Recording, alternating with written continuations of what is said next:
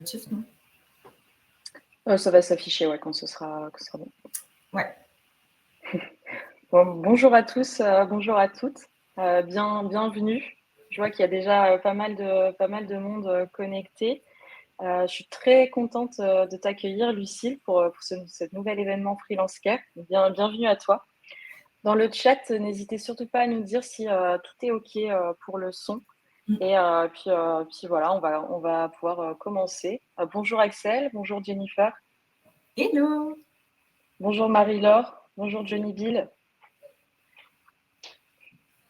Surtout, n'hésitez pas à nous dire si tout va bien au niveau du son, si vous nous entendez bien. Ouais, si on n'a pas nos caméras et nos micros qui bug, ça serait horrible. C'est toujours bon à savoir. Bonjour Marion, bonjour Assetou, bonjour Laurence. Donc Laurence nous dit que le son est OK. Apparemment, donc tout est OK. On va pouvoir dérouler. Merci à tous.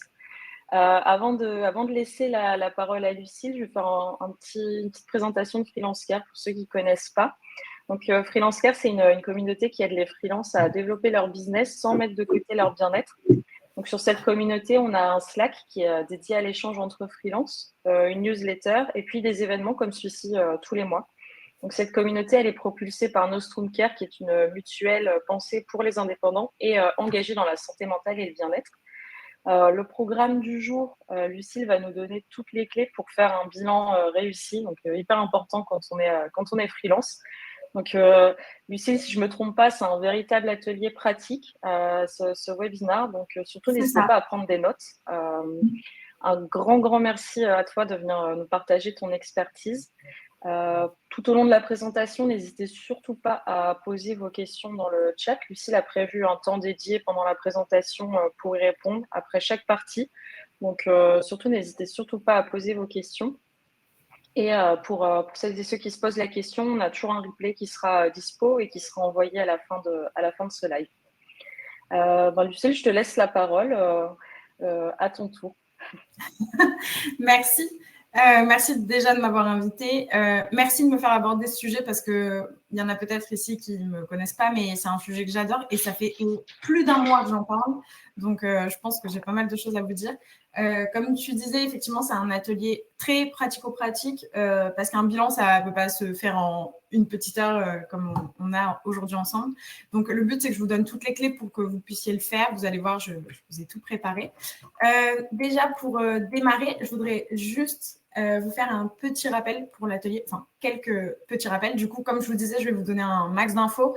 Je vais essayer d'être assez concise pour ne pas vous mettre trop d'infos dans la tête. Mais comme tu disais tout à l'heure, Constance, prenez de quoi écrire si ce n'est pas déjà fait parce que vous allez en avoir besoin. Et je voudrais juste vous expliquer, en fait, on aura plusieurs parties ensemble. Et ce qu'on va faire pour que ce soit plus fluide et plus sympa, vu qu'on n'est pas 75 ni 1500, on va essayer de répondre à vos questions entre chaque partie. Je pense que ce sera beaucoup plus simple comme ça. Et je voudrais juste vous préciser, au cas où vous ne le saviez pas, qu'il n'existe aucune question bête. Donc vraiment, vous n'hésitez pas à poser la moindre question, que ce soit une définition ou sur un aspect ou pour aller un peu plus loin sur certaines choses. Les questions que vous vous posez aideront sûrement les autres. Donc voilà, petit rappel entre nous pour que tout se passe bien. J'espère que tout le monde m'entend. Bon, ça a l'air d'aller. J'ai un double écran sur la gauche, donc si je regarde sur la gauche, c'est juste que je regarde le chat. Ne m'en voulez pas, je suis là et je vous suis. Petit espace pour notre agenda aujourd'hui, vous expliquer un petit peu ce qu'on va faire. Je vous ai préparé un petit échauffement des doigts pour qu'on discute entre nous rapidement un petit peu, prendre la température avec vous et papoter. Ensuite, je vais vous expliquer à quoi sert et comment bien préparer un bilan. Très, très, très important, cette étape-là. Et ensuite, on verra du coup les 3 grandes phases du bilan, la phase du constat, la phase de la réflexion et la phase de mise en action. Pour me présenter au cas où, je ne sais pas s'il y a des gens qui me connaissent sur les réseaux, j'imagine qu'il y a des gens aussi qui ne me connaissent pas du tout. Donc pour me présenter, moi ça fait 6 ans que je suis accompagnante d'entreprise. Avant j'étais associée dans un espace de coworking dans lequel je proposais des accompagnements. Et aujourd'hui ça fait 4 ans, puisque c'était le 30 décembre que j'ai fêté mes 4 ans d'entreprise, du coup que je fais de l'accompagnement individuel et personnalisé. Et du coup vous imaginez bien, prendre du recul, c'est un peu mon dada, parce que du coup, dans l'accompagnement d'entreprise, notre métier, c'est du coup d'aider les gens à prendre du recul et de leur donner les bons outils pour améliorer leur entreprise et la rendre plus viable et plus durable. Donc, pour le petit échauffement des doigts, je me posais déjà une question pour qu'on contextualise ensemble. Donc, n'hésitez pas à écrire un petit peu dans le chat. Je voulais voir avec vous, est-ce que déjà, vous aviez déjà réalisé un bilan pour vos activités, ou votre activité, si vous n'en avez qu'une, et m'expliquer si oui, est-ce que ça vous a plu, qu'est-ce qui vous a manqué, et sinon, pourquoi vous ne le faites pas. Et voilà, déjà, ça me permettrait de prendre la température, et je pense que ça peut être chouette. Et du coup, Constance, I need you. Je sais que toi, du coup, au cas où si les gens ne savent pas, toi, tu es freelance aussi à côté d'être chez Nostrum Care. Et du coup, j'avais vraiment envie de te poser la question aussi, savoir si toi, tu avais déjà réalisé un bilan et si ça s'était bien passé et qu'est-ce qui te manquait éventuellement. Ouais, pour ma part, du coup, c'est vrai que je suis freelance. Ça fait un peu plus de 2 ans et demi là que je suis freelance. J'ai fait mon premier bilan cette année. C'était pas un réflexe que j'ai eu l'année dernière. Je pense aussi quand on débute, on n'a pas forcément en tête ses besoins. Et cette année, j'ai ressenti le besoin aussi de faire ce bilan pour aussi voir quels étaient mes objectifs sur l'année. Donc j'ai essayé de faire un bilan, mais j'avoue que je manquais un petit peu de méthodologie. Donc ce webinaire, il est aussi un peu pour moi, pour avoir un petit cadre, parce que on n'a pas forcément en tête qu'est-ce que c'est un bilan quand on est indé, parce qu'il y a un peu tout le côté business, il y a aussi un côté personnel, hein, parce que les deux ont tendance à se mélanger. Donc voilà, j'en ai fait un, mais à mon avis, j'ai besoin de méthodo et le prochain devrait être un peu mieux structuré. Ok, oui, alors de toute façon, effectivement, tu vas le voir et je pense que vous allez le voir, mais moi, je fais partie de la team pragmatique, donc il y a beaucoup de choses il y a beaucoup d'outils et de méthodologies parce que c'est ma façon de fonctionner, donc je pense que dans tous les cas, même pour ceux qui l'auraient fait, ça, je pense, doit vous aider à un peu mieux structurer. Et d'ores et déjà, je lis un petit peu, je vois qu'il y a des petites peurs au niveau des chiffres, j'ai vu. Bon, ça, de toute façon, la partie chiffres, je crois qu'il y a 2 teams dans ce monde. Il y a vraiment des gens qui sont horrifiés par les chiffres et il y a des gens avec qui c'est un jeu d'enfant. Donc ça, il n'y a pas de souci, on va le voir ensemble aussi. Ça m'a déjà plu, je suis curieuse de connaître la méthode. Ça, ok, c'est cool. Commencer en freelance en fin d'année. Oui, il y a des débuts aussi d'activité. Alors ça, c'est chouette, vous verrez, de toute façon, je vous ferai aussi des petits moments où je vous dirai, quand tu es en début d'activité, essaie plutôt de faire ça, parce qu'effectivement, quand on est en début d'activité, il y a un moment donné, il faut démarrer quelque part. Donc, voilà, fais pas de miracle. Ok, il y a des personnes, alors, c'est pas parce qu'on a eu peu de clients, je vois, j'ai eu que 2 clients pour le moment, donc j'ai pas fait de bilan, c'est pas parce qu'on n'a pas eu beaucoup de clients qu'il faut pas faire de bilan, ça c'est important aussi. Pas de bilan pour moi, ok, pas encore fait. Bilan général, CA, revenu. Je me suis en place pour améliorer ma vie de freelance. Ok. Et de toute façon, dans tous les cas, le bilan, c'est un truc assez global et général. Hein, donc, on va voir ça ensemble. Mais en fait, du coup, tout le monde a non pas de bilan. J'ai ma propre méthode.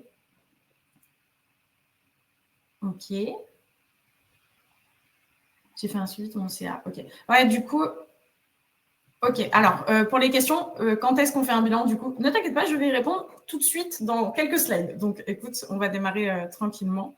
Première partie évidente, du coup la préparation du bilan.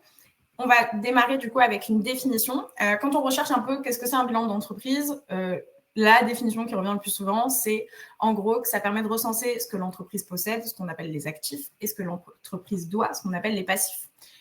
Pour ceux qui sont en société, vous le savez, ça représente le bilan financier, hein, l'actif et le passif. Donc, cette définition est axée économique. Elle fait écho au bilan financier. Et je profite du coup de cette définition, évidemment, pour vous rappeler qu'une entreprise, ce n'est pas du tout que des chiffres. Ce serait d'ailleurs bien triste que ce soit que ça. Mais personnellement, moi, cette entreprise, je la trouve assez juste. Cette définition, pardon, je la trouve assez juste, puisque en fait, le but de faire un bilan, c'est un peu vraiment de faire un point sur tous les plus et tous les moins de l'année pour définir un petit peu l'année qui arrive et se projeter sur l'année qui arrive, la rendre meilleure. Ça, on verra ensemble tout à l'heure. Déjà, pour la partie préparation de son bilan, mise en place, il y a une question qui revient souvent, c'est quand est-ce qu'on fait son bilan? Donc, il n'y a pas de date précise, il n'y a pas un moment dédié, il n'y a pas une vraie plage horaire de travail à définir, c'est un peu comme vous voulez. Il y a 2 grosses teams dans le monde du freelancing, il y a ceux qui les font en fin d'année, je fais partie de cette team. Et il y a ceux qui le font en début d'année. Et ce n'est pas du tout un souci, puisque du coup, le but, c'est juste de faire son bilan à la fin de son exercice. En général, je pense que la totalité de des personnes qui me suivent là, vous avez fait votre exercice sur une année normale. Donc, normalement, en fin d'année, début d'année, c'est très bien. Par contre, moi, j'ai quelques conseils à vous donner, quelques règles d'or. De prendre plusieurs moments, vous allez le voir, on a plusieurs étapes. Donc, ce que je vous conseille, c'est de prendre 2 vrais moments. Il y a 3 grandes étapes, donc 3 vrais moments pour faire chaque étape à chaque fois. Et surtout, de faire des pauses entre chaque étape. Vous le verrez, on va avoir, du coup, je vous l'ai dit tout à l'heure, mais une étape de constat, une étape de réflexion, une étape de mise en action. Et entre ces étapes-là, je vous conseille de compter, on va dire, en moyenne, une semaine, ça peut être bien. En fait, ça vous permet de prendre du recul sur ce que vous avez écrit ou ce sur quoi vous avez réfléchi, d'annoter des choses en plus, de modifier, etc. Ça permet de revenir. Ça vous évitera, en fait, avec le temps et sur l'année, après, de revenir, repartir, revenir et de perdre, au final, beaucoup de temps. Donc, pour le moment, il n'y a pas de bon moment. Mais par contre, il faut vraiment bloquer des moments dans l'agenda pour le faire. Ça me paraît essentiel. Ensuite, il y a aussi une question qui revient souvent, un peu moins quand même que le temps, mais c'est l'outil. Alors, sur quoi on fait son bilan ? Donc là, clairement, il n'y a pas d'outil miracle. C'est surtout qu'il faut que vous adaptiez le bilan sur le format qui vous parle le plus. Il y a des personnes qui travaillent sur Notion, j'imagine. Du coup, on fait tout ça sur un espace Notion dédié. Si vous êtes de la team carnet, il n'y a pas de souci, vous pouvez le faire sur un papier. Si vous êtes friand d'outils comme des mind maps, faites-le sur un mind map, il n'y a aucun problème. L'essentiel, c'est que l'outil s'adapte à votre bilan. Et du coup, comme je vous disais, il y a du coup 4 grandes étapes. Donc, l'étape de préparation, c'est exactement ce qu'on vient de voir.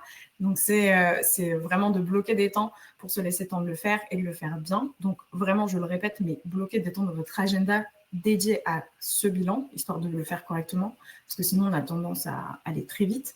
La seconde étape, c'est l'étape du constat, donc de prendre du recul. L'idée, c'est de faire un énorme vomi de cerveau sur l'année qui s'est écoulée et sur beaucoup d'aspects. Donc, c'est la plus grosse des parties, l'étape du constat. Et vous verrez, je vous donnerai tous les détails après. La troisième étape, c'est l'étape de la réflexion. Donc, qu'est-ce qu'on retire un petit peu de tout ce constat ? Donc, on en tire des leçons, on voit ce qu'on peut mettre en place pour l'année qui arrive.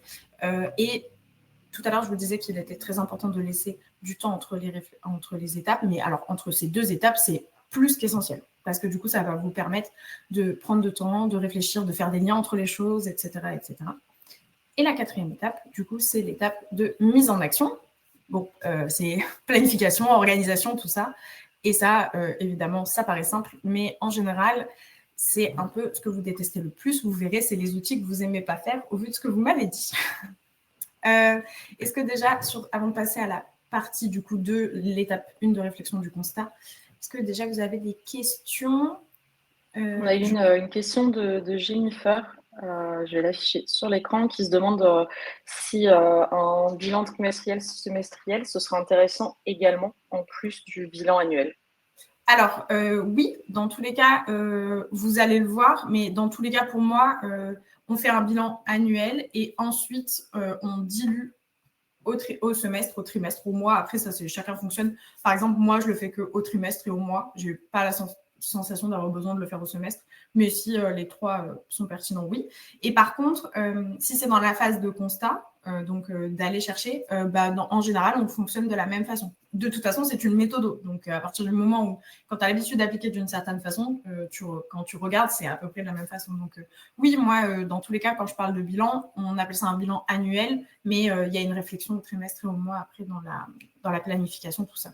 Mais parce qu'en fait, sinon, ça s'appelle juste un constat. Voilà. D'ailleurs, je profite juste de cette question pour rappeler ça. Il y a beaucoup de gens qui pensent qu'un bilan, c'est uniquement une phase de je regarde ce qui a été fait et voilà. Et en fait, non, ça, c'est vraiment que la phase qu'on va avoir. D'ailleurs, maintenant, c'est la phase du constat. Oui, effectivement, on regarde ce qui a été fait, mais un bon bilan, c'est surtout tirer de bonnes leçons des choses pour ensuite mettre en action, planifier, organiser l'année qui arrive. Donc, oui, il faut regarder, mais il faut aussi planifier la suite. Voilà. Ok, top. Hyper intéressant, merci. Donc, je pense que normalement, on peut passer à la partie 2, l'étape du constat. Je vous disais, c'est le plus gros du morceau. Je vous conseille d'y consacrer au moins une demi-journée. Comme ça, vous prenez vraiment le temps de le faire. Après, bon, si vous avez qu'une heure ou 2 heures, vous pouvez le faire, il n'y a pas de souci. Mais il y a quand même pas mal de rétrospectives à faire. Donc, moi, je conseille une demi-journée à ce sujet. Il y a 2 grosses étapes, en fait, dans ce constat. On va avoir la partie mentale, qu'on va voir maintenant, et la partie business, qu'on verra juste après. L'objectif de la partie mentale, c'est de faire un point sur son état de fin d'année. Ça, je pense que si, comme beaucoup, vous avez été sur les rotules, ça va vraiment vous aider.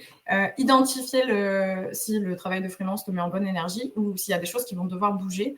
Rien n'est figé, tout peut évoluer. Là, c'est vraiment l'étape du constat, donc le but, c'est qu'on regarde. Et alors, à ce sujet, j'aimerais vous faire un point important. Moi, je ne suis pas du tout coach, ce n'est pas du tout mon métier, je ne travaille pas sur l'humain, moi, je travaille sur des business. En accompagnement d'entreprise, on sait par contre que l'adéquation humain-projet est hyper importante. Donc, en gros, pour vous expliquer un petit peu brièvement ce que c'est l'adéquation humain-projet, c'est en gros la capacité d'un porteur de projet à mener son projet. Ça, c'est super important parce que et d'autant plus quand on est indépendant, parce que si vous n'êtes pas là, il n'y a pas de business, il n'y a rien qui roule, donc c'est hyper important que vous alliez bien. Et en fait, vous le verrez après dans la partie mise en action, mais chaque humain est différent et des méthodes, il y en a plein. Pour arriver à développer son entreprise, il y a plein de chemins, on va dire, différents. Donc, le but, c'est de faire aussi un point parce que parfois, vous vous obstinez à prendre des chemins qui ne sont pas les bons et donc, du coup, ça ne se développe pas. Et donc, c'est aussi un bon moment, le bilan, pour faire un point là-dessus. Donc, le but, c'est de faire un point et pour faire un point sur le bilan mental, il y a surtout beaucoup de questions à se poser. Il y a des questions un peu générales et moi, je conseille aussi de faire un peu des flashbacks, vous allez voir. Donc, pour les questions générales, il faut évidemment se poser des questions cool et moins cool. Donc, est-ce qu'il y a par exemple, dans les questions que vous pouvez vous poser, y a-t-il des choses que tu ne supportes plus aujourd'hui dans ton business et qu'il va falloir que ça bouge? Est-ce qu'en cette fin d'année, tu es toujours en adéquation avec tes plages horaires de travail? Parce qu'on sait que la vie perso peut parfois impacter aussi la vie pro, tout évolue. Donc, peut-être que il y a un an, tu étais OK avec ces plages horaires de travail-là et maintenant, c'est plus du tout le cas. Donc, c'est bien de se poser la question. Et par exemple, dans l'ensemble, est-ce que tu te sens bien dans ton entreprise? Est-ce que tu as des émotions qui reviennent souvent? Si oui, en quelle situation? Voilà, essayer d'un peu de faire un constat là-dessus. Donc ça, c'est pour la partie un peu générale et dans les questions globales que tu peux te poser. Et ensuite, pour la partie flashback, que moi, j'aime beaucoup et que je trouve très, très utile après pour la réflexion, tu peux te noter le plus gros défi, par exemple, que tu as fait sous les 12 derniers mois. Et tu peux te noter aussi des 3 choses pour lesquelles tu es reconnaissant, par exemple. Ça peut être chouette parce qu'en fait, parfois, notre cerveau a tendance à filtrer les trucs cool et les trucs moins cool aussi, des fois.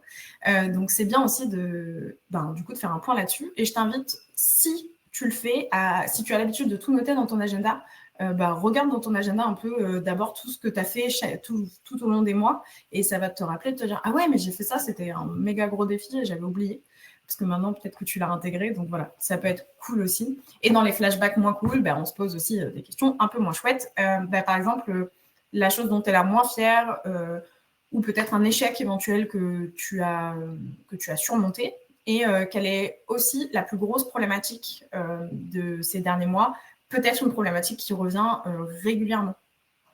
Par exemple, j'en sais rien, il y a pas mal de personnes qui sont en début d'activité. Peut-être qu'il y a des problématiques liées à trouver des clients. C'est un truc qui revient régulièrement, le stress de ne pas avoir assez de clients. Voilà, ça peut être des problématiques où c'est bien de le noter parce que par la suite, dans les mises en action et dans les objectifs qu'on va se fixer, on va pouvoir peut-être trouver des solutions. Donc ça, c'est pour la partie bilan mental. Et du coup, pour le constat business, là, il y a pas mal de taf. C'est d'ailleurs un peu le plus gros du morceau.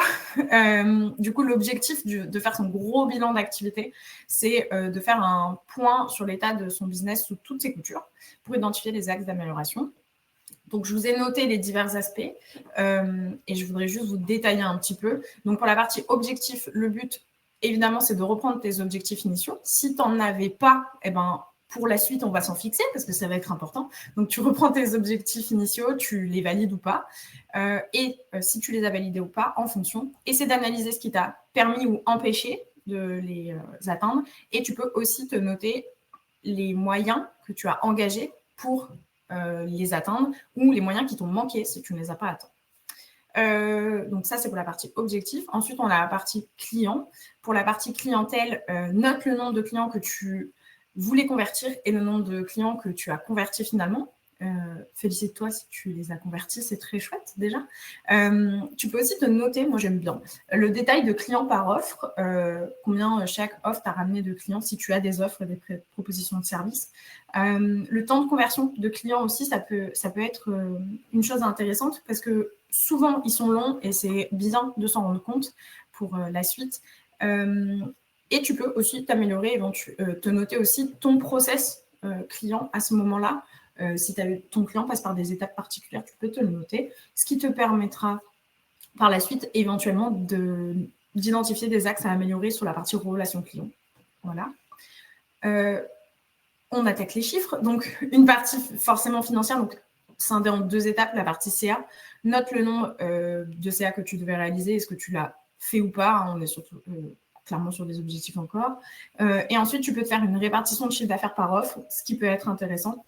Et au vu de ce que tu as noté juste au-dessus, tu peux aussi te noter donc la meilleure offre en termes de CA et le meilleur client en termes de CA. Je pense que ça, c'est bien parce que parfois, on ne se rend pas compte de qui sont nos meilleurs clients et quelles sont nos meilleures offres. Si on en a plusieurs, ça peut être un peu, des fois, compliqué. Ensuite, on parle de CA, on parle forcément de charge, ça va en face. Pour la partie charge, tu peux te noter du coup la prévision de charge que tu avais et les charges réelles. Tu peux aussi te noter ta répartition de charges. Donc, c'est en gros par pôle, quelles sont les charges qu'il y avait. Par exemple, vraiment au pire, plus grand des hasards, si tu avais ta mutuelle, tu peux te noter du coup combien elle t'a coûté, tes outils combien ils t'ont coûté, etc., etc. Et enfin, tu peux te noter ta rémunération moyenne et ton plus gros investissement, 2 chiffres qui sont assez intéressants en termes de charges. Pour la partie organisation, du coup, tu peux te noter ton temps de travail hebdo, ton temps de travail journalier que tu as eu en moyenne, parce que du coup, on fluctue forcément. Le nombre de vacances que tu as pris, très très important, surtout pour les débuts d'activité. On n'oublie pas de prendre des vacances quand même.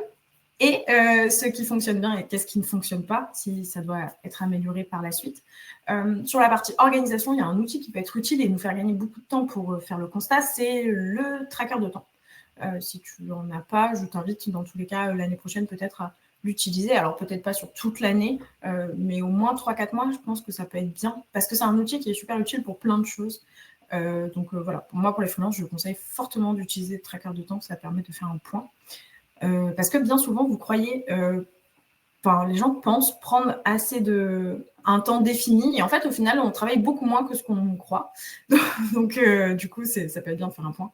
Et enfin, le dernier, organisation et temps, je parle d'outils aussi, donc ça peut être aussi un bon moment pour faire un point sur tous les outils qu'on utilise, mettre le prix du coup vu qu'on avait fait nos charges, et aussi ça peut être un bon moment pour se dire celui-là j'en ai plus besoin, je peux l'arrêter, etc. pour la suite. Donc, un petit point outils. Je pense avoir fait le tour de tout ce qu'il fallait que je vous dise pour la partie constat. Et je crois qu'on a une question. Oui, c'est ça. Donc, on a Johnnyville qui nous demande c'est quoi un tracker de temps. Donc, tout le monde ne connaît pas forcément. Moi, j'ai entendu parler, mais aussi, je rajouterais aussi à cette question, est-ce que tu as des noms d'outils qu'on peut utiliser peut-être pour donner un peu des idées? Oui, carrément. Un tracker de temps, en fait, c'est un outil qui te permet, comme son nom l'indique, de traquer ton temps. Donc, tu as des outils qui sont en ligne. Moi, celui que mes clients utilisent le plus, c'est Clockify. Voilà, c'est celui que je conseillerais du coup. Sinon, tu as aussi la bonne vieille méthode de noter a posteriori. Ouais, il y a Toggle aussi. Ouais. Et du coup, ce que tu peux faire aussi, alors moi, j'ai certains clients qui bossent là-dessus aussi. On a sur un espace Notion, tu te fais une base de données et en fait, chaque semaine, tu viens noter, ou chaque jour, après chacun fonctionne comme il veut, tu viens noter les temps que tu as mis. Donc, si tu as bossé pour tes clients, les temps pour tes clients. Si tu as fait ta compta, tu te notes les temps de compta. Bref, par pôle, par toutes les actions qu'il y a à faire tout au long du mois, tu te notes du coup le temps. Et en fait, au global, ça te permet de te rendre compte OK, du coup, ça veut dire que chaque mois, je travaille tant de temps. Je travaille tant de temps pour les clients. Je travaille tant de temps pour le reste. Et ça te permet de vraiment prendre du recul sur ton activité. Elle a besoin de quoi comme temps pour fonctionner. Et juste parce que c'est une info que peut-être vous n'avez pas d'expérience, évidemment, avec mes clients, en général, le temps hors client, donc le temps vraiment hors prestat de service, ce pourquoi vous êtes payé, il est normalement plus important que le temps que vous passez pour les clients. Voilà. Donc ça, c'est une règle générale. Hein. Après, il n'y a pas de règle d'or, sinon ce serait trop facile. Mais du coup, ouais, vous pouvez le faire sur Notion, vous pouvez le faire... Après, l'outil tracker type Toggle ou Clockify reste quand même mieux, parce que du coup, plus pratique. Ouais, il y a Jennifer aussi qui nous conseille ClickUp. Je ne sais pas si tu connais. Ouais. Alors oui, clairement, mais ClickUp, du coup, c'est un outil, c'est comme Notion, quoi. C'est un outil d'organisation et de gestion de projet. Donc oui, carrément. Je savais pas que par contre, ClickUp, ils avaient intégré le tracker de temps. Je le savais pas. Donc tu vois, Jennifer, tu m'as appris un truc. Ouais, hyper intéressant. Mais oui, et ClickUp, il a l'avantage aussi d'avoir le chat. Enfin voilà, pour la petite parenthèse outils, voilà. Ça marche, merci. Donc ça, c'était ce que je vous disais, ça c'était l'étape constat. Donc c'est une partie du bilan. C'est le plus gros du morceau, mais ça reste qu'une partie du bilan. On a encore pas mal de choses à voir. Du coup, la partie 3, parce que du coup, on a fait la mise en place, le constat. La partie 3, oui, liaison possible avec Toggle, par exemple, aussi. La partie 3, réflexion. Du coup, comme son nom l'indique, le but, c'est de prendre du recul sur le constat parce que l'année qui arrive doit être meilleure que l'année précédente. Donc, on va faire en sorte, pour cette année, que 2024 soit incroyable. Donc là, on note tout ce qui nous passe par la tête suite au constat. Si vous le souhaitez, vous pouvez le faire juste après le constat, comme vous pouvez prendre un moment à part pour le faire. Ça, un peu qu'importe. Il y a des gens, quand c'est free, ils préfèrent noter. Donc voilà, je vous le dis. Juste après le constat, vous pouvez vous noter un peu en vrac les choses. Mais moi, ce que je conseille, c'est peut-être d'avoir un temps quand même dédié à ça. Encore une fois, on n'a jamais de temps assez dédié aux choses. Quand je dis en vrac, parce que j'ai noté tout ce qui te passe par la tête en vrac, oui, hein, on note en vrac, mais je conseille quand même de le renoter point par point. Ça nous permettra de ranger nos idées. Moi, j'aime bien ranger, vous le verrez tout au long de cette présentation. Donc, n'hésitez pas à ranger vos réflexions et vos vomis de cerveau un petit peu par type, donc par rapport à vos objectifs, par rapport à votre client, par rapport à votre CA, par rapport à votre charge, à vos charges, à votre organisation et aux outils. On gagnera du temps pour la suite. Vous pouvez aussi faire des liens entre eux, parce que parfois, il y a des liens. Les problèmes. Donc ça, le but de la partie réflexion, c'est évidemment de voir ce qui ne fonctionnait pas pour aller par la suite planifier des choses pour résoudre ces problèmes. Donc ici, c'est bien différent des notes de réflexion. Ça, c'est une note que je voulais vous dire. C'est que la partie réflexion, on note des trucs cool, moins cool, des réflexions un peu vagues, etc. Là, ici, maintenant, on va se focus vraiment sur la partie problématique qu'on vit dans notre entreprise. Donc, vous pouvez les catégoriser aussi. Je vais vous donner quelques exemples de catégories qu'on peut mettre. Par exemple, vous pouvez noter des problématiques liées à votre mental. Si vous avez des gros états de fatigue, par exemple, ou si vous êtes quelqu'un d'anxieux, voilà, il y a des problématiques qui peuvent être liées à ça. Liées à vos habitudes aussi. Tout à l'heure, je vous parlais de plage horaire et d'organisation par rapport à des plages horaires qui peuvent évoluer parce que votre vie peut évoluer aussi et même votre clientèle, donc lié aux habitudes, lié à l'organisation. Vous avez peut-être, par exemple, on a parlé de ClickUp, de Notion, tout ça, donc peut-être qu'il y a des problèmes organisationnels et donc derrière, on va pouvoir aller chercher des outils aussi pour vous aider. Lié à vos finances, ça, parce que déjà, tout à l'heure, il y a des gens qui m'ont dit qu'ils n'aimaient pas les chiffres. Donc, il y a peut-être des problématiques financières aussi derrière de gestion, hein, qui ne sont pas forcément que des problématiques de chiffre d'affaires. Hein, ça peut être des problèmes de gestion financière. Vous pouvez aussi noter lié à vos compétences. Vous vous rendez peut-être compte, suite à votre démarrage ou à votre première année d'activité ou plusieurs années, qu'il y a des manques en termes de compétences. Donc, problématiques liées à la compétence pour vos clients, très importante à noter. Et vous pouvez faire aussi une thématique un peu plus générale parce qu'il y a peut-être des choses que vous n'arrivez pas à catégoriser spécialement. Donc, pas de souci, vous pouvez le noter de manière plus générale. Ce que je vous conseille aussi, c'est de faire des liens entre elles, du coup, parce qu'elles sont souvent interconnectées. L'une engendre souvent l'autre. Donc, du coup, vous pouvez faire des liens.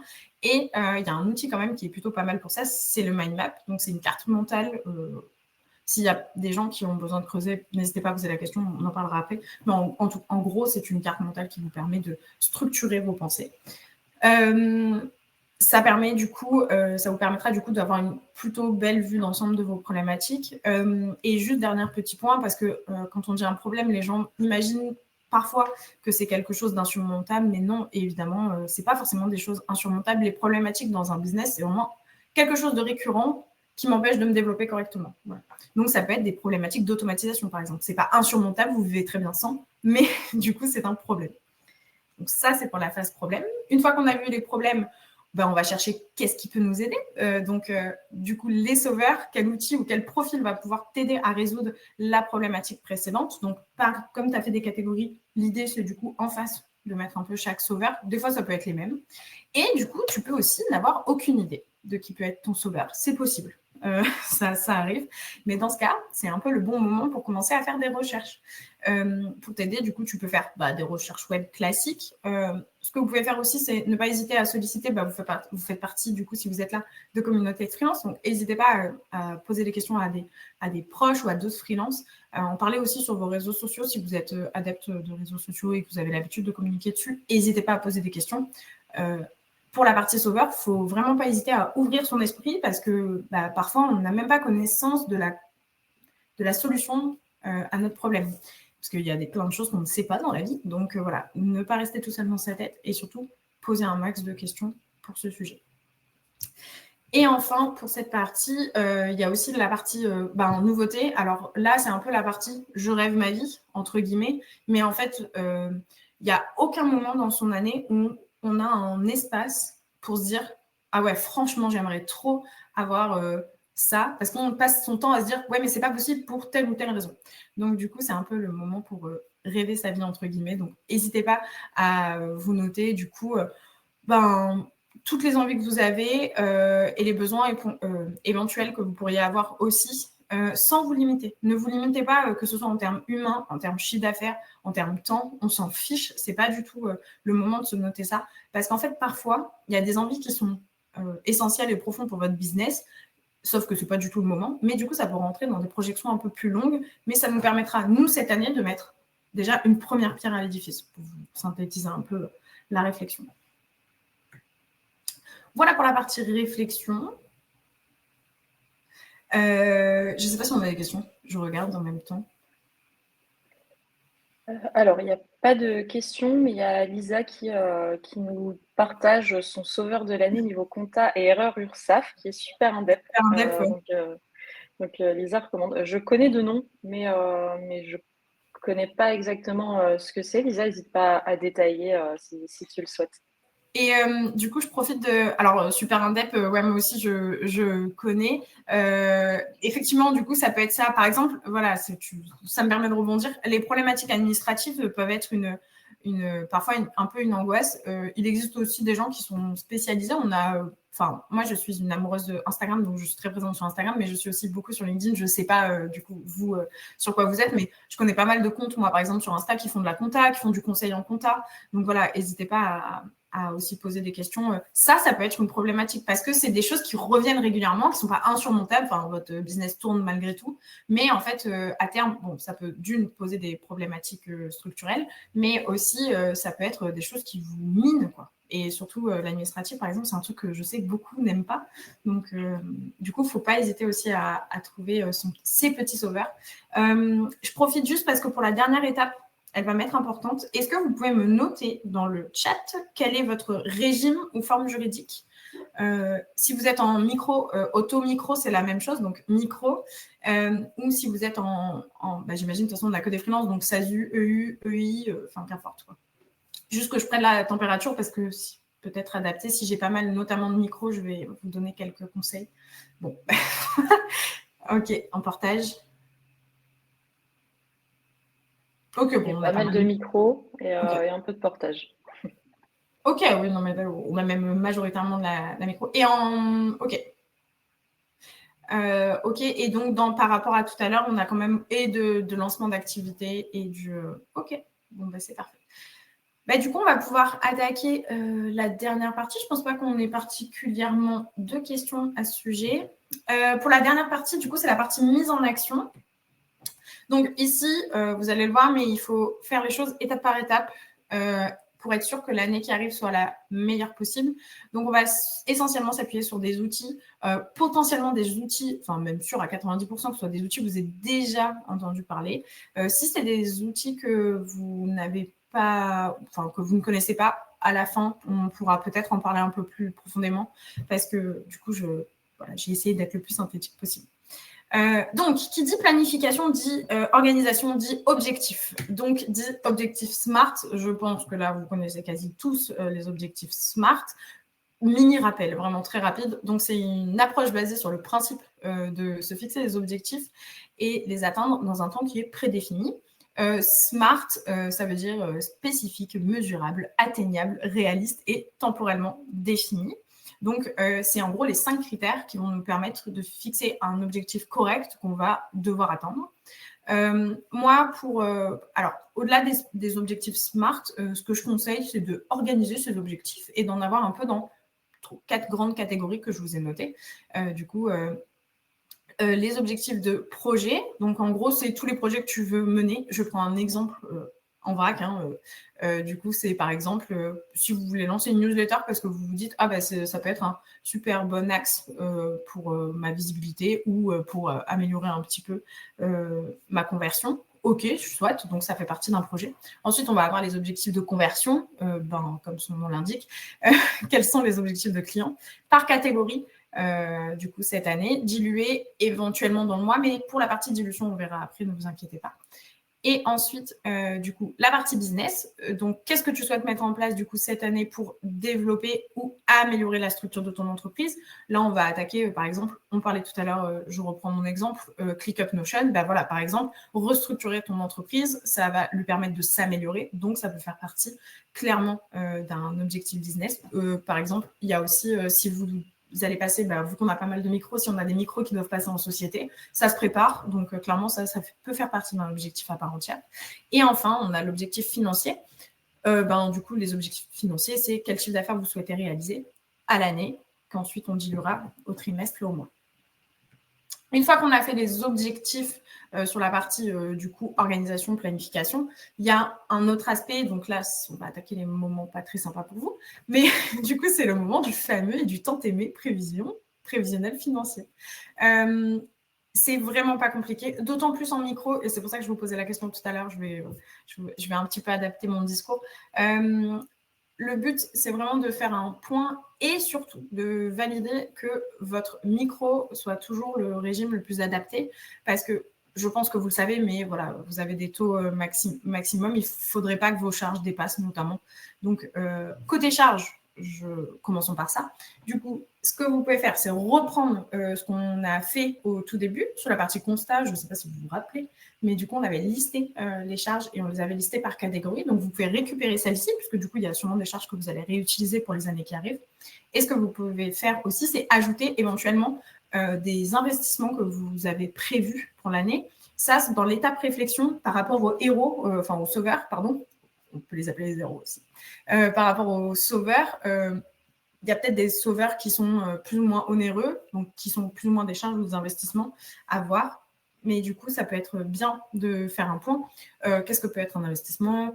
Ça peut être soit un budget pour des choses comme de la communication, par exemple, mais ça peut être aussi du matériel informatique, des formations. Enfin, il y a plein de choses qui peuvent être des investissements. Et donc, en gros, en fonction de vos objectifs, vous savez les charges que vous avez de manière courante, plus les charges que vous voulez investir pour cette année. Donc, ça vous fait votre total de charges.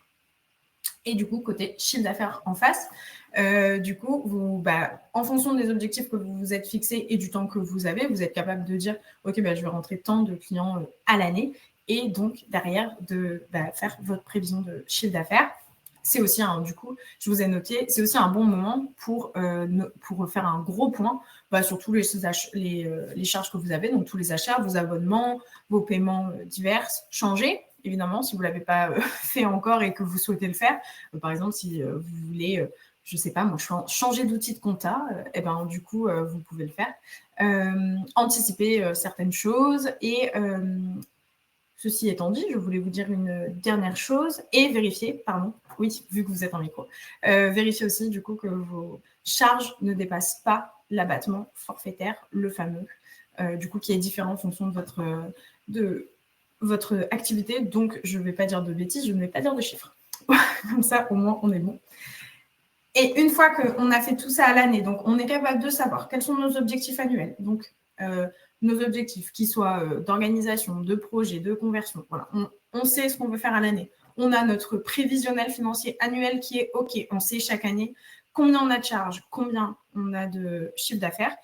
Le but, c'est de transformer ça en quelque chose du coup de trimestriel et de mensuel. Ça revient à la question qu'on avait précédemment. Donc, organisez vos objectifs par trimestre et par mois. Voilà. Le but, c'est de donc faire de vos objectifs toutes les tâches qu'il y a à faire et de ces tâches-là, les diluer et au trimestre et au mois. C'est la suite de la méthode de SMART, clairement. Donc, pour bien faire, je vous conseille d'abord de procéder par trimestre et ensuite par mois, évidemment. Et ce que je vous conseille aussi, c'est de ne pas vous en mettre trop. Alors, essayez de faire en sorte qu'il soit équilibré. Ça veut dire que vous ayez autant du conversion que du projet, que du business. Voilà, essayez de faire ça. Mais vraiment, évitez de vous en mettre trop. Ne vous en mettez pas 40 dans la partie conversion. Ça n'a aucun sens. Le but, c'est qu'on les réalise. Donc, ne pas se disperser. Et je rajoute aussi un petit point. Soyez aussi le plus réaliste possible concernant vos congés, par exemple. N'oubliez pas de noter vos congés pour faire en sorte que vous ne mettiez pas des objectifs qui soient trop importants. Prévoyez les périodes de rush, etc. Si vous démarrez, que c'est un peu votre première année, potentiellement, vous ne connaissez pas encore vos périodes de rush, tout ça. Donc, pour un premier temps, définissez quand même des vacances, parce que ce n'est pas parce qu'on démarre qu'on n'a pas besoin de vacances. Mais du coup, voilà, il y a peut-être des choses qui sont moins réalisables que d'autres, et bon, vous apprendrez au fur et à mesure. Hein, on démarre tous quelque part. Donc, voilà. Alors, pour terminer, je me suis dit que normalement, là, vous avez tout pour faire votre bilan. Normalement, c'est plutôt clair. Vous pouvez organiser à l'année, au trimestre et au mois. Normalement, là, on est OK. Mais du coup, pour vous faciliter la vie, je voulais vous donner un outil qui vous permette en fait de visualiser le bilan. Parce qu'au-delà qu'il soit sur votre... vous allez le travailler de votre côté, mais que vous ayez quelque chose qui vous permette de visualiser à l'année, d'avoir toujours une visu sur ce bilan-là que vous allez travailler et être sûr de suivre le plan. Et du coup, je vous donne un petit... Alors moi, c'est sur Notion parce que c'est mon outil de travail. Je pense qu'il y a une team ClickUp. Désolée, du coup. Mais du coup, sur Notion, je vous ai fait... Donc là, je vous ai fait un petit screen pour que vous voyez à peu près. Mais en fait, c'est un tableau qui vous permet d'organiser vos mois et que ces mois-là correspondent à votre bilan et donc à vos objectifs annuels, trimestriels. Je ne sais pas si vous voyez très bien, mais en fait, en haut à gauche, du coup, il y a des accès rapides et il y a la possibilité de noter vos prios du mois. En haut à droite, il y a la possibilité de vous noter les to-do, d'indiquer tous vos projets mensuels, votre objectif de... Ah, merci Constance, tu as noté le tableau. Et donc, de noter vos ventes à réaliser. En bas à gauche, du coup, c'est une visu de vos objectifs au trimestre. Donc, par trimestre, vous pouvez ranger, ce qui va être très pratique. Et enfin, en bas à droite, du coup, c'est un cerveau externalisé, mais ça vous permet de structurer tout votre business et noter par étape, donc pour votre communication, pour vos finances, votre compta. Enfin, voilà, il y a vraiment plein d'espace pour chaque chose et vous pouvez vraiment ajouter, enlever. Enfin, voilà, c'était mon petit cadeau pour ce petit live et j'espère que ça sera utile pour certains, pour s'organiser, pour se faciliter la vie. Voilà, en tout cas, n'hésitez pas à l'utiliser. On a terminé pour la dernière partie. Si vous avez des questions, je vais y répondre juste après. Mais du coup, voilà, pour vous conclure, l'idée, c'était de vous donner vraiment un max de tips pour pouvoir le faire et essayer d'être concise et de rentrer dans mon temps. Donc, du coup, l'idée, vous l'avez compris, prenez le temps, bloquez dans l'agenda et prenez vraiment le temps de faire votre bilan tranquillement. Le but, c'est de clarifier de vraies actions de développement. On n'est pas juste sur du constat, on est aussi sur de la planification et c'est ça qui fait un vrai bon bilan. Et n'hésitez pas, oui, moi, ça c'est ma partie préférée, mais n'hésitez pas à vous féliciter parce que dans la partie constat, vous avez potentiellement atteint, voire explosé vos objectifs. Faites-vous des cadeaux, félicitez-vous d'avoir fait ça. C'est un truc qu'on oublie souvent de faire, mais ça permet de marquer aussi les avancements et ça c'est super parce que dans notre quotidien, on oublie souvent. Du coup, qu'on réussit plein de choses. Si vous voulez aller plus loin, je vous ai mis une petite page là-dessus. J'ai un workbook complet de 50 pages qui permet pas à pas de faire le bilan et qui suit clairement cette trame. Hein, voilà, vous l'avez. Mais voilà, si vous voulez un support pour le faire, j'ai un workbook complet qui permet de le faire et qui est dispo sur mon site. En cas, de toute façon, vous me suivrez peut-être sur les réseaux. Si vous voulez l'avoir, vous m'envoyez un message sur Insta ou sur LinkedIn, il n'y a aucun souci, je vous le donnerai, le lien pour l'acheter. Et enfin, du coup, je reste dispo évidemment s'il y a des questions. Alors, on a eu deux petites questions. On a Marie-Laure qui demande si on peut avoir la même chose si on utilise Trello. Donc, est-ce que déjà tu es un peu familière avec cet outil? Est-ce que tu penses qu'ils peuvent faire la même chose? Normalement, si je dis pas de bêtises, je sais que l'inverse est possible, donc je pense que c'est possible dans ce sens-là aussi. Normalement, tu peux accéder à l'outil Notion et tu peux ensuite l'implémenter sur Trello. En fait, tu vas sur Trello et je pense que tu peux implémenter directement par rapport à un outil Notion. Je pense que c'est pas une problématique. Le seul truc, c'est que pour le coup, vu comment j'ai construit le tableau, je pense qu'il va être illisible sur Trello, quoi. Parce que En tout cas, sur Notion, il est très visuel. Je tenais à le dire parce que franchement, moi, j'utilise Notion aussi quotidiennement et j'arrive pas à faire des choses aussi visuelles. Donc, il est vraiment très, très beau. J'essaie de m'en inspirer un petit peu pour améliorer mon regard. C'est vrai que, moi, je fais partie de la team. Mais bon, c'est très personnel. Mais voilà, si mon espace Notion n'est pas joli, j'ai pas envie d'aller dessus. Donc voilà, c'est pour ça qu'il est assez visuel, quoi. Ça se justifie. Et puis Notion permet de faire des choses très visuelles, donc c'est top. Ouais, carrément. Donc voilà, franchement, n'hésitez pas à le télécharger. Il est assez complet. Allez fouiller un petit peu ce qu'il vous permet de faire, mais ça vous permettra vraiment au-delà de juste faire votre bilan tout au long de l'année qui vous suivent et qui vous permettent vraiment de fixer le cap et d'y aller, quoi. Parce que c'est tout la complexité dans notre quotidien. Top. Alors, on a une autre question de Johnny Bill qui demande, dans le cas où on a mal évalué la charge de travail par mois, est-ce qu'on réorganise par mois les objectifs qu'on s'est fixés? Donc un peu, en fait, j'imagine comment on ajuste quand on se rend compte qu'on a été peut-être trop ambitieux ou pas assez, peut-être, non, même dans l'autre sens. Ou comment on ajuste tout ça? Oui, alors oui, clairement, en fait, le but d'un objectif, c'est pas de vous décourager. Qu'importe d'ailleurs l'objectif, le but, c'est vraiment pas qu'il vous décourage. Donc, si vous vous rendez des comptes, et notamment les personnes qui sont en début d'activité ont tendance à se surcharger. Là, je vous parle d'expérience en accompagnement, c'est ce que je vois. Sauf qu'en fait, le temps passe hyper vite. Donc, si vous avez tendance à vous surcharger et que vous vous en rendez compte, n'hésitez pas à ajuster. Par contre, si on a mal évalué la charge de travail, c'est pour ça que je fais faire un constat. Donc, si vous êtes je crois que Johnny Bill est en début d'activité. Je crois, peut-être préciser. Mais donc, du coup, dans ce cas-là, je conseille de partir d'un agenda un peu vierge, essayer de se programmer des espaces-temps pour chaque chose par bloc de temps, par exemple. C'est pas fait pour tout le monde, mais ça peut, en général, ça fonctionne bien quand même. Donc, se faire des blocs-temps, ce qui permet d'évaluer au mieux possible, on va dire, la charge de travail et ensuite d'ajuster, oui. D'ailleurs, en début d'activité, les bilans, vous pouvez les faire tous les 6 mois. Parce qu'en fait, le début d'activité, l'activité évolue assez vite. Le positionnement évolue, etc., le ciblage, tout ça. Donc, on n'hésite pas à faire tous les 6 mois. Ça peut être bien aussi au début. Et pareil, du coup, tu posais la question constante, donc j'y réponds au cas où si ça concerne des personnes. Si on explose nos objectifs, qu'est-ce qu'on fait? Du coup, je disais tout à l'heure, on s'offre un cadeau déjà, première chose.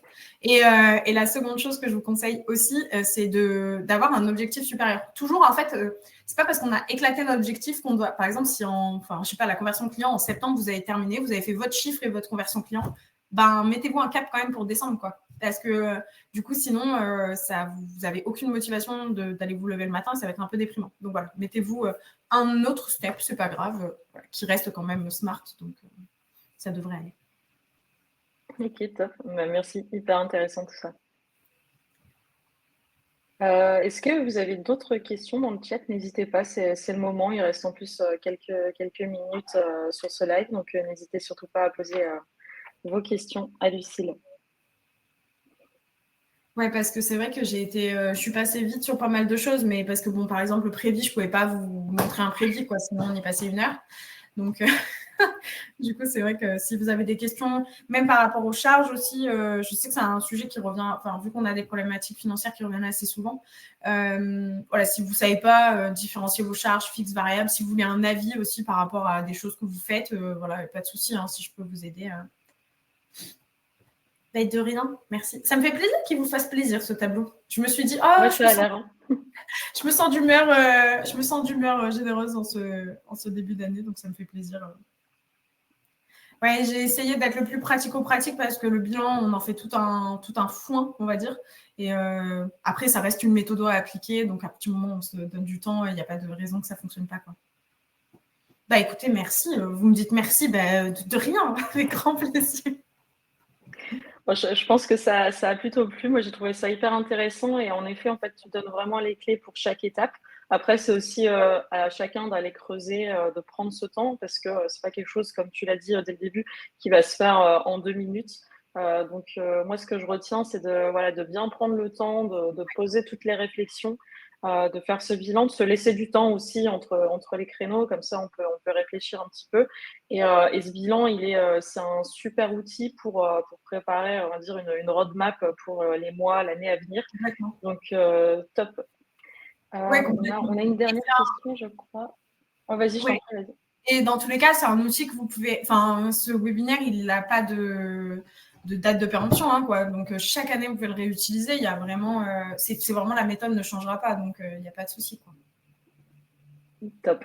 Alors, du coup, pour la question, Johnny Bill qui demande pour définir la mise en action, à quel point il faut aller dans les détails pour que ce soit efficace? Il faut que tu sois capable de quantifier en termes de temps chaque action. Voilà. Dans l'idée, si par exemple, pour aller dans le détail, pour que ce soit un exemple un peu plus concret, si par exemple une action, en gros, tu as ton objectif global, tu dilues chaque action, et si tu vois qu'une action, ça prend, on va dire, 3 jours, elle est diluable. Moi, en général, j'essaie de faire en sorte que chaque action, ce soit maximum une journée. Par contre, du coup, ça revient à la problématique de gestion du temps. Il faut quand même bien connaître sa manière de travailler. Donc, pour ta situation à toi particulièrement, je te dirais que c'est pas grave au pire si tu ajusteras pour développer. Parce qu'en fait, il y a des choses, quand on est en début d'activité, on ne sait pas combien de temps ça va nous prendre. Par exemple, je prends l'exemple du site internet. Si vous voulez le faire vous-même pour démarrer, bah voilà, vous connaissez pas l'outil, donc vous ne pouvez pas définir le temps que ça vous prend. Donc, on estime un temps et on l'ajuste. Hyper clair. Merci beaucoup, Lucille. Ben, de rien.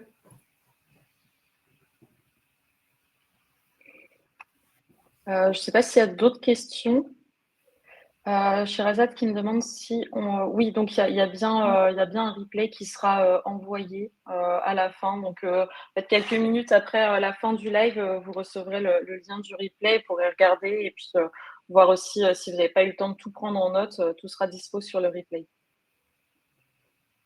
Oui, parce que là, du coup, j'ai donné même pas mal de questions, tout ça. Donc,